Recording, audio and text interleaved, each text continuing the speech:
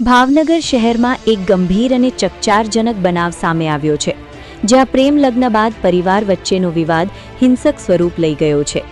ગઢડા તાલુકાના રસનાળ ગામના રહેવાસી અને ખાનગી કંપનીમાં કામ કરતા 24 વર્ષીય યુવાન યશ ઉપાધ્યાય દ્વારા નીલમબાગ પોલીસ મથકે ફરિયાદ નોંધાવવામાં આવી છે.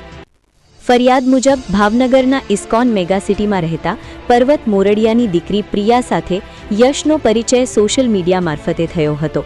સમય જતાં બંને વચ્ચે પ્રેમ સંબંધ બંધાયો અને આશરે 1 મહિના પહેલા બંનેએ લગ્ન કર્યા. લગ્ન બાદ દંપતી સુરત ખાતે રહેતું હતું, પરંતુ આ લગ્ન સસરા પક્ષને સ્વીકાર્ય ન હોવાથી વારંવાર ફોન કરીને બંનેને પાછા બોલાવવાનો પ્રયાસ કરવામાં આવતો હતો. થોડા દિવસ અગાઉ સસરા પક્ષ રસનાળ ગામે આવી સમાધાનની વાતચીત કરીને જમણવાર પણ કર્યો હતો. પછી ઇસ્કોન મેગાસિટીમાં જમવા આવવાનું આમંત્રણ આપવામાં આવ્યું. તારીખ 23ના રોજ યશ, તેની પત્ની પ્રિયા અને તેના માતા પિતા સાથે સાસરે જમવા માટે ગયા હતા.